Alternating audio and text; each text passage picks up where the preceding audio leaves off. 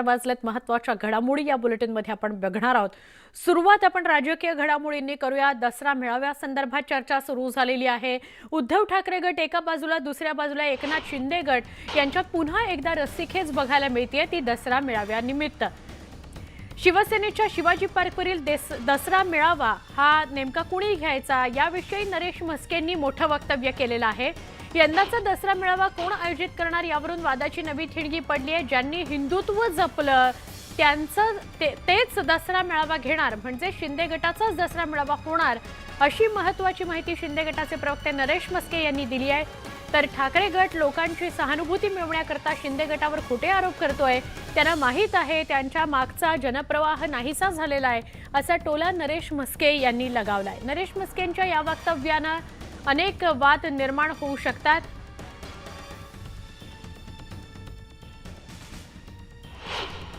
जे कोणी आज दसरा मेळाव्यावरती अधिकार सांगतायत त्यांनी हिंदुत्ववादी विचारसरणीचे विचार सोडलेले आहेत। हिंदू हृदय सम्राट शिवसेना प्रमुख माननीय बाळासाहेब ठाकरे असे बोलायला सुद्धा ही मंडळी घाबरत होते। त्यामुळे आता त्यांना कुठला अधिकार आहे तो मेळावा करण्याचा? हा अधिकार आमचा आहे। त्याच्यामुळे दसरा मेळावा घेण्याचा अधिकार हिंदुत्ववादी विचारसरणीचे आम्ही असल्यामुळे तो आमचा आहे। पुढच्या बातमीकडे वळूया। नरेश म्हस्केंची ही प्रतिक्रिया आहे। दरम्यान उद्धव ठाकरेंकडून शिवसेनेची नव्याने पुनर्बांधणी करण्यात येते आहे। उद्धव ठाकरे यांनी 3 महत्त्वाच्या पदांवरील नियुक्त्या जाहीर केलेल्या आहेत। खासदार अरविंद सावंत, आमदार भास्कर जाधव यांची शिवसेना नेतेपदी आणि पराग लीलाधर डाके यांची शिवसेना सचिवपदी नियुक्ती करण्यात आली आहे। शिवसेनेतील अनेक प्रमुख पदाधिकारी बाहेर पडलेले होते त्यामुळे संबंधित नेत्यांची पदं रिक्त झाली होती। उद्धव ठाकरे यांच्यासोबत शेवटपर्यंत राहणारे अरविंद सावंत आणि भास्कर जाधव यांना प्रमोशन मिळालेलं आहे। गटप्रमुख ते शिवसेना नेता सारी वाटचाल त्या वंदनीय शिवसेना प्रमुखांच्या आशीर्वादाने आणि विचाराने केली। त्याचं फलित आज नेतेपदी माझी नियुक्ती झाली आणि म्हणून त्यांच्याकडे अभिवादन करायला आलो। वंदनीय शिवसेना प्रमुखांच्या शक्तीस्थळावर आलो। तुम्हीच शक्ती दिली, तुम्हीच युक्ती दिली आणि तुमचीच भक्ती करतो होता, विचारांची भक्ती करतो। आणि म्हणून तिथं अभिवादन करताना एकच आशीर्वाद मागितला, साहेब तुमचे आशीर्वाद द्या। केंद्रीय मंत्री अमित शहा मुंबई दौऱ्यावर आहेत। 5 सप्टेंबरला ते मुंबई दौरा करणार आहेत अशी माहिती मिळते आहे। शिंदे फडणवीसांच्या बाप्पाचं ते दर्शन घेणार आहेत असंही कळतंय। तसंच आशिष शेलारांच्या गणपतीचंही ते दर्शन घेणार आहे। लालबागच्या राजाचं ते दर्शन घेणार आहेत अशीही माहिती मिळते आहे। केंद्रीय गृहमंत्री अमित शहा हे मुंबई दौऱ्यावर येत आहेत। 39 वर्षांनंतर गणेशोत्सव मुंबईतला खास असणार आहे। लालबागच्या राजाचं ते दर्शन घेतील। शिंदेंच्या घरी जाऊन मुख्यमंत्र्यांच्या बाप्पाचं दर्शन घेतील, उपमुख्यमंत्र्यांच्या बाप्पाचं दर्शन घेतील असं कळतं आहे।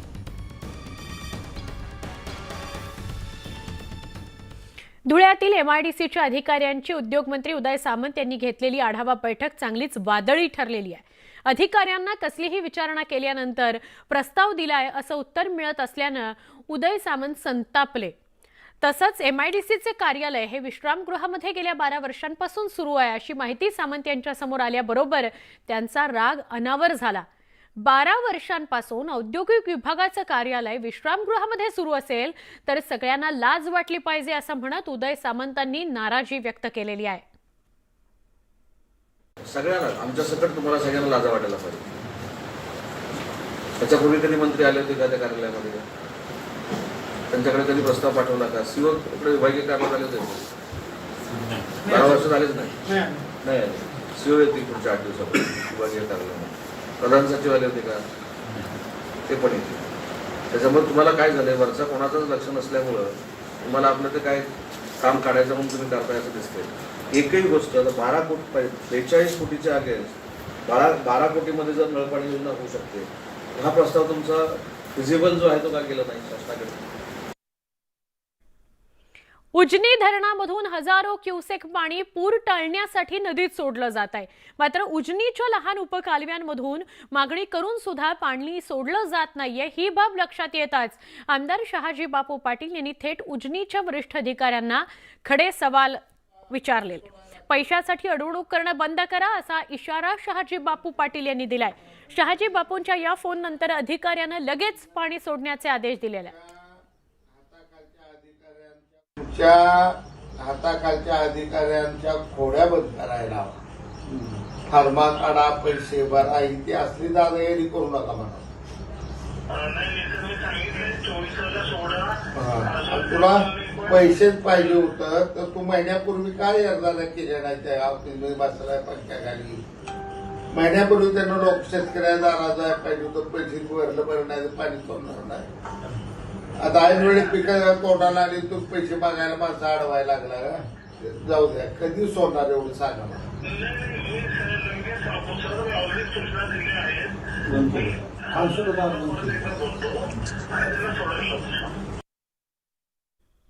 राज्यात शिंदे सरकारला समर्थन देणारे आमदार रवी राणा आणि प्रहारचे आमदार बच्चू कडू यांच्यात चांगलंच शाब्दिक युद्ध रंगलं. अमरावतीच्या परतवाडा इथल्या दहीहंडीच्या कार्यक्रमात रवी राणा यांनी बच्चू कडूंवर सडकून टीका केली. अप्रत्यक्ष टीका करण्यात आली. मी गुवाहाटीला जाणारा आमदार नाही, ना बाप बडा ना भैया, सबसे बडा रुपया अशी विधानं करत त्यांनी बच्चू कडूंवर प्रहार केला होता. तर यावर आता बच्चू कडूंनी देखील रवी राणांवर जोरदार पलटवार केलाय. आम्ही नाचणारे नाही आहोत तर नाचवणारे आहोत असं म्हणत कडूंनी टोला हाणलाय. काय म्हणाले दोघं, एकमेकांना काय वार प्रतिवार एकमेकांमध्ये झाले बघूया. आणि तुम्हाला सगळ्यांना माहित आहे मी गुवाहाटीला जाणारा आमदार नाही आहे. मी देवेंद्र फडणवीसांचा सच्चा सिपाही आहे, सच्चा मित्र आहे. ना बाप बडा ना भैया, पैसे सबसे रुपया या मतदारसंघाच्या आमदाराचं स्लोगन आहे. काय स्लोगन आहे? बाप बडा ना भैया, पैसे सबसे बडा रुपया. रुपया म्हटलं गुवाहाटीला जावं लागतं ना.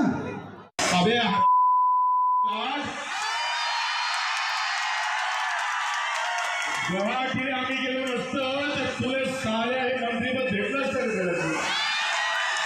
इकडे शिव्या घालायच्या, गुवाहाटीला जाणारा आमदारने म्हणायचं आणि दुसऱ्या इकडे लाईन मध्ये लागायचं मंत्रिपदाच्या. तुझ्या सारखा नालायक आम्ही नाचणारे नाही आहे, नाचवणारे लक्षात ठेव. आम्ही वाचणं शिकवतोय तरुणाला, नाचवणं शिकवत नाही. अनधिकृत बांधकामांचं शहर म्हणून ओळख असलेल्या उल्हासनगर शहराची आता दुर्घटनांचं शहर अशी नवी ओळख निर्माण झाली आहे. इथं दिवसागणिक इमारतींमध्ये होणाऱ्या दुर्घटनांमध्ये अनेक निष्पापांचे बळी जात आहेत, जीव जात आहेत. गुरुवारी पुन्हा एकदा इमारतीचा स्लॅब कोसळला आणि एका निष्पापाचा बळी गेला. मुख्यमंत्र्यांनी अधिवेशनामध्ये इथल्या इमारती नियमित करण्याचा मुद्दा मांडताच राजकीय पक्षांमध्ये श्रेयासाठी चढाओढ सुरू झाली आहे. आता या निर्णयानंतर तरी 17 वर्षांनंतर इमारती नियमित करण्याचा प्रश्न सुटेल का असा सवाल उल्हासनगरमध्ये राहणारे नागरिक करतायत. और ये हम लोग के लिए एकदम बहुत ही अच्छा फैसला है FSI 4 का.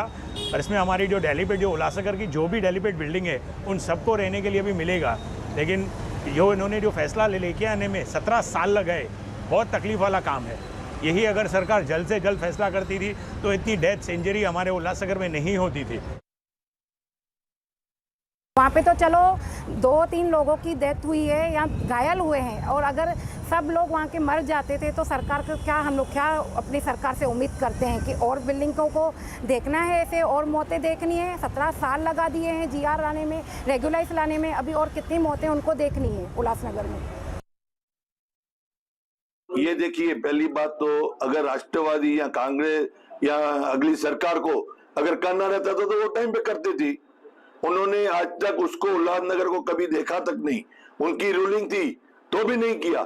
ये पहली बार हमारी रूलिंग है, ये भारतीय जनता पार्टी और शिवसेना एकनाथ शिंदे ग्रुप की, जिसमें हमें ये चांस मिला है. फर्स्ट अधिवेशन में ये हमारा उल्लासनगर का धोखादायक बिल्डिंग का मुद्दा पास हुआ है. आज दिवसभरातली लक्षवेधी बातमी जिच्याकडे आपण बघतोय, ट्विन टॉवर पाडकाम. ट्विन टॉवर जमीनदोस्त करण्यात आले. भ्रष्टाचाराचे मनोरे भुईसपाट झाले. 9 सेकंदात 32 मजली टॉवर आज पाडले गेले. वादग्रस्त ट्विन टॉवर 9 सेकंदात जमीनदोस्त झाले। यासाठी गेले काही दिवस सातत्यानं नियोजन सुरू होतं। नोएडातील अनधिकृतपणे बांधण्यात आलेले महाकाय ट्विन टॉवर्स जमीनदोस्त करण्यात आले। 9 वर्षांच्या प्रदीर्घ न्यायालयीन लढाईनंतर एपेक्स आणि सेयान हे सुपरटेक कंपनीच्या मालकीचे महाकाय टॉवर्स पाडण्यात आले। एपेक्स ही 32 मजली इमारत तर सेयान ही 29 मजली इमारत होती। तब्बल 3700 किलो स्फोटकांचा वापर करून हे ट्विन टॉवर पाडण्यात आले। या पाडकामाकरता अत्याधुनिक तंत्रज्ञानाचा वापर करण्यात आला। या पाडकामादरम्यान नोएडा परिसरामध्ये 560 पोलीस, 100 राखीव दलाचे जवान आणि 4 एनडीआरएफच्या टीम्स तैनात करण्यात आलेल्या होत्या। नोएडातील सेक्टर 93A 93A मधील एमराल्ड कोर्ट गृहनिर्माण प्रकल्पातील या टॉवर्समध्ये 850 फ्लॅट्स होते। नोएडा ग्रेटर नोएडा एक्सप्रेसवेला लागून असलेल्या या टॉवर्सची उंची 100 मीटर लांब म्हणजेच कुतुब मिनार पेक्षाही जास्त होती।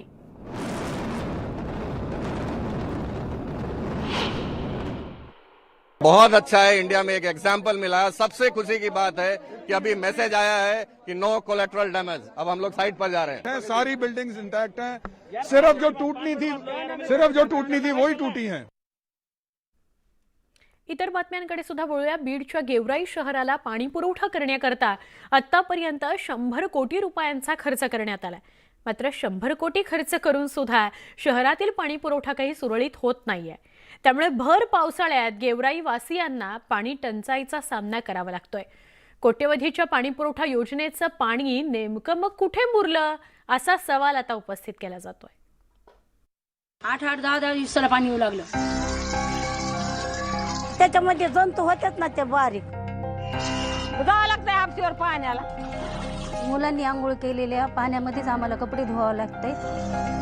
बीडच्या गेवराई शहरातील वाढती लोकसंख्या लक्षात घेता प्रत्येकाला पाणी मिळावं यासाठी आतापर्यंत 6 पाणी पुरवठा योजना राबवल्या गेल्या। यासाठी तब्बल 110 कोटी रुपयांचा खर्च केला गेला। मात्र हे कोट्यवधी रुपये खर्चूनही गेवराईकरांना भर पावसाळ्यात 8 ते 10 दिवसांनी पाणी मिळतंय। विशेष म्हणजे पुरवठा होणारं पाणीही अस्वच्छ आणि दुर्गंधीयुक्त असल्यानं गेवराईकरांच्या तोंडचं पाणी पडालंय।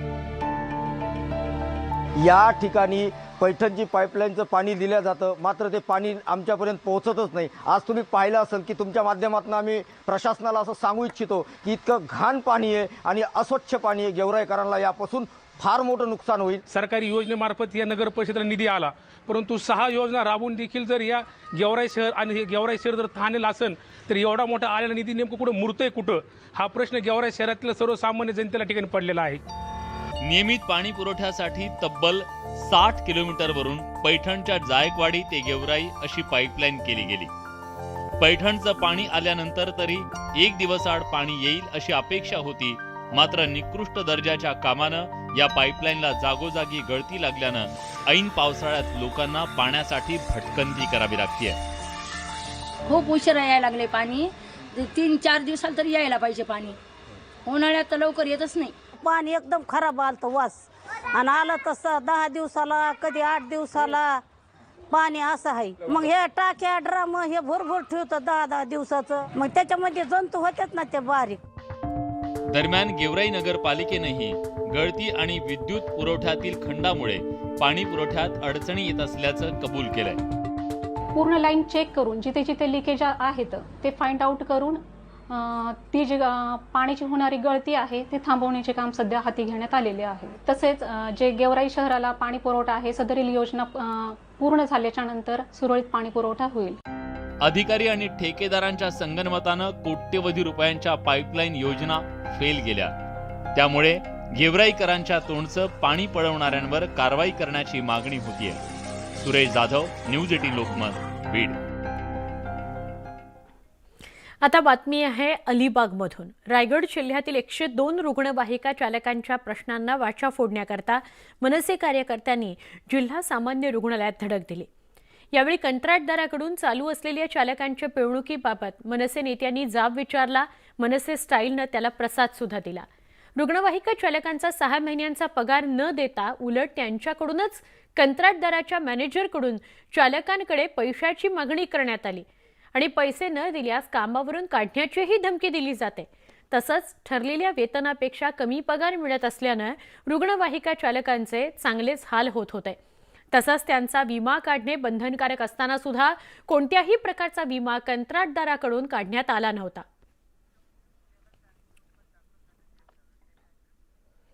मुख्यमंत्री पुण्यामध्ये चांदणी चौकात दाखल झालेले आहेत. मुख्यमंत्री एकनाथ शिंदे दृश्यांमध्ये दिसत आहेत. चांदणी चौकातली ही थेट दृश्य आहेत.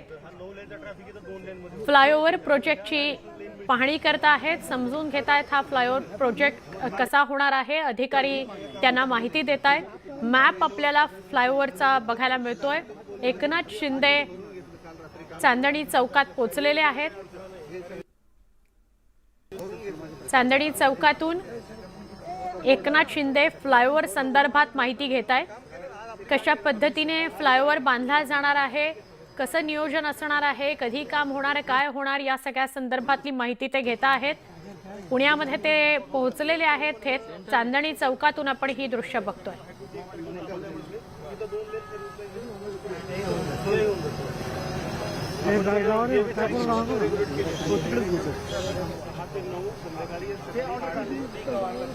आमचे प्रतिनिधी चंद्रकांत फुंदे यांच्याशी बोलूया. चंद्रकांत, काय अधिक माहिती चांदणी चौकात फ्लायओव्हरच्या कामासंदर्भातली माहिती मुख्यमंत्री घेताना दिसत आहेत?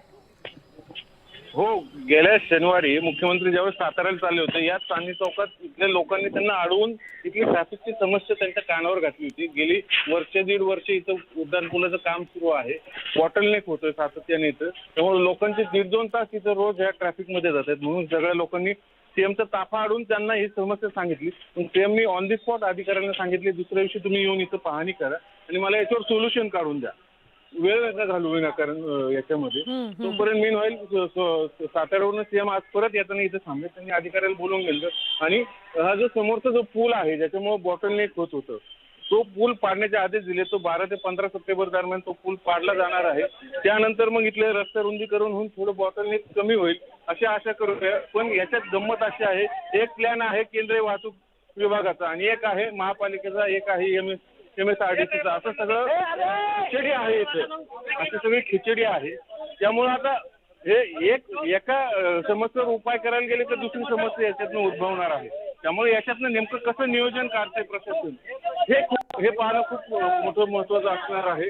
कारण आता आपण पाहतो हे सगळे टेकडेवरनं सगळे मुख्यमंत्री पाहणी करतात. समोरच्या रस्त्याचे, समोरच्या उड्डाणपुलाचं जे लेआउटचं काम अर्धवट आहे, इथं रस्ता रुंदीकरणाचं काम सुरू आहे. तो एक सगळे भावर एकमेकांना इथं जोडले जातात, सगळंच अर्धवट काम आहे. प्रश्न तोच आहे, ही यंत्रणांमधली जी खिचडी आहे त्याचा फटका सरते शेवटी काम उशिरा होणे किंवा न होणे यावर होतो. तर त्यात सुद्धा हस्तक्षेप मुख्यमंत्री करतील का? बहुतेक त्यांना तो करावा लागेल की किंवा केलाय ते. आपला कॉल हो. आमचे प्रतिनिधी चंद्रकांत फुंदे आपल्याला माहिती देत आहेत आणि मुख्यमंत्री चांदणी चौकामध्ये पाहणी करतायत. सातारा दौऱ्याच्या दरम्यान सगळ्या पुणेकरांनी त्यांचा ताफा अडवला आणि त्यांना आपली व्यथा सांगितली. ते म्हणाले 2-3 दिवसांमध्ये आढावा घ्या, मी जेव्हा दौरा करून परत येतोय तोपर्यंत परत पुण्याला थांबतो आणि हा प्रश्न आपण निकाली काढूया असं आश्वासित त्यांनी केलं होतं. आणि त्याप्रमाणे ते चांदणी चौकात पुन्हा थांबलेले आहेत आणि तिथून अधिकाऱ्यांशी संवाद साधतायत की या प्रश्नावर तोडगा कसा काढायचा. इथली जी परिस्थिती लॉक होतीये, ज्याच्याविषयी नागरिकांनी तक्रार केलेली होती, त्यावर तोडगा कसा काढायचा याविषयीचे हे वेगवेगळे प्लॅन वेगवेगळ्या यंत्रणांचे. त्यामुळे आता यातून मार्ग काढून नागरिकांचं समाधान कसं करायचं हा मूळ मुद्दा चर्चेत येतोय मुख्यमंत्र्यांच्या या सगळ्या संभाषणातून. परत एकदा आपण आमचे प्रतिनिधी चंद्रकांत यांच्याशी बोलूया. चंद्रकांत, तुम्ही सांगत होतात की मुख्यमंत्र्यांना या सगळ्या खिचडीमध्ये हस्तक्षेप करावा लागेल आणि काम मार्गी लावावं लागेल. हो, करावंच लागेल, दुसरा पर्याय नाही त्याच्याशिवाय. त्यामुळे आता त्यातनं नेमका कमीत कमी त्रास होईल, यातनं काय मार्ग काढला जातोय हे आता बहुतेक सीएम सांगतील, माध्यमांशी बोलतील त्यावेळेस. पण आत्ताचं नियोजन आहे, पूल पाडायचं ठरलेलं आहे समोरचं. ज्या पुलामुळे इथं बॉटलनेक होत होतं हायवेचं, तो पूल पाडल्यानंतर इथं रुंदीकरण केलं जाईल. पण त्यालाही साधारण 1-2 महिने लागणार आहेत, कारण सगळा खडक आहे. हा फोडून रस्ता बनवायचं, पुन्हा ते समोरचा जो ब्रिज दिसतोय त्याचंही काम अर्धवट आहे. पुन्हा हे सगळे एकमेकाचे कनेक्टिंग नॉट्स आहेत ह्या चांदणी चौक उड्डाणपुलाचे, ते अजून जोडले गेले नाहीत. म्हणजे सगळंच काम अर्धवट आहे. त्यामुळे होता येईल तेवढं त्यातनं आणखीन काय करता येईल याच्यावरच अधिकारी आता सगळं मंथन सुरू आहे. सगळ्या यंत्रणांचे अधिकारी इथं बोलले आलेले आहेत आणि ते आपापल्या पुराणे आपापलं म्हणणं सेम साहेबांना पटवून देण्याचा प्रयत्न करतात. मग त्यातनं फायनल सोल्युशन काय निघतंय ते पाहणं मोठं उत्सुक. खरं तर चंद्रकांत, मुख्यमंत्र्यांचा दौरा कुठेही ते जाणार असले तरी तो नियोजित असतो, कॉम्पॅक्ट असतो. पण जेव्हा त्यांचा ताफा अडवला तेव्हा त्यांनी जे दिलेलं आश्वासन होतं किंवा शब्द होता की येताना परत मी हा विषय मार्गी लावून मग पुढे जाईन, तो त्यांनी पूर्ण केलाय असंही म्हणता येईल. हो, निश्चितच त्यांनी त्यांचा शब्द पाळलाय खरा, पण सोल्युशन लगेच निघेल असं वाटत नाही त्याच्यात. कारण उड्डाण पूल तो पाडायची तारीख दिलेली एकाएकी पाडता नाही. तो 12 सप्टेंबर ते 15 सप्टेंबरच्या दरम्यान पाडावा लागणार आहे. त्यासाठी त्या उड्डाण पुलाला सगळ्या ज्या केबल्स आहेत ते सगळं हटवावं लागेल आणि मग ते हटवताना इथली वाहतूक त्यावेळेस साहजिक बंद करावी लागणार आहे. मग त्यावेळेस आणखीन केव्हाच होऊ शकतो. त्याचं नियोजन कसं करायचं त्याचंही आत्ताच सगळं माहिती मुख्यमंत्री घेत आहेत की तुम्ही त्यावेळेस नेमकं काय करणार आहात. चंद्रकांत, आणि घाईघाईने काम करायला सुरुवात करणं, मग परत त्याच्यात काहीतरी त्रुटी निघणं आणि मग पुन्हा काहीतरी त्याच्यावर तोडगा काढायचा, हे सगळं करण्या इतका वेळ नाहीये. एकाच वेळेला काहीतरी ठोस अशी पावलं उचलावी लागतील अशी परिस्थिती आहे. हो, निश्चितच. पण अडचण अशी आहे आता यांनी एवढे ह्या चांदणी चौकाच्या एरियामध्ये एवढे खोदकाम करून ठेवलेले आहे, एवढे उड्डाण पुलाची कामं सुरू आहे की कुठून कुठं कसं कनेक्ट होणं ते अजून प्रशासनाला कळत नाही, म्हणजे लोकांना कळत नाही. आता हा जो उड्डाण पूल पाडायचं ठरलेला आहे ते मान्य आहे, पण तो उड्डाण पूल पाडल्यानंतर मग इकडले बावधन साईडची लोक गावात कशी येणार? त्यांना थेट आणखीन 2 किलोमीटर लांबवरून त्यांनी एक दुसरा मार्ग काढून दिलाय, तोही हायवेलाच जोडणार आहे. पुन्हा तिथं उड्डाण ट्रॅफिक जाम होणार. म्हणजे आत्ताचे चांदणी चौकात ट्रॅफिक जाम होते ते फक्त तिकडे होईल असंच जाणकारांचं म्हणणं आहे सगळ्या याच्यामध्ये. बर, चंद्रकांत, तुर्तास धन्यवाद माहिती दिल्याबद्दल. अधिक माहिती आपण घेत राहू. मुख्यमंत्री या संदर्भात काही बोलतात का या दौऱ्यानंतर, हेही बघणं महत्त्वाचं आहे. आता आढावा घेत आहेत मुख्यमंत्री एकनाथ शिंदे पुण्यामध्ये चांदणी चौकातून ही थेट दृश्य आपण बघतोय. बुलेटिनमध्ये पुन्हा एकदा स्वागत. पुणे जिल्ह्यातील अष्टविनायक गणपतीपैकी एक असलेल्या श्री क्षेत्र रांजणगाव इथल्या महागणपतीची द्वारयात्रा सुरू झाली आहे. यात्रोत्सव काळामध्ये 4 दिवस भाविकांना थेट महागणपतीच्या मूर्तीला हात लावून दर्शन घेता येतं. या दर्शनाला मुक्त द्वार दर्शन असं म्हणतात. वर्षातून फक्त याच काळात मूर्तीला हात लावून दर्शन घेता येतं. त्यामुळे भाविकांनी दर्शनाला गर्दी केली आहे. या 4 दिवसांमध्ये महागणपतीची पालखी रांजणगाव इथून निघते आणि गणपतीच्या बहिणी असलेल्या करडे, निमगाव, गणेगाव, डोकसांगवी या 4 गावांमध्ये जाते. गणेशोत्सव काळामध्ये आसपासच्या पंचक्रोशीमध्ये कुठेही गणपती बसवला जात नाही. एक गाव एक गणपती ही संकल्पना राबवून महागणपतीचीच सेवा केली जाते. देवस्थान ट्रस्टनं यावर्षी मंदिर फुलांनी आणि विद्युत रोषणाईनं सजवलं आहे.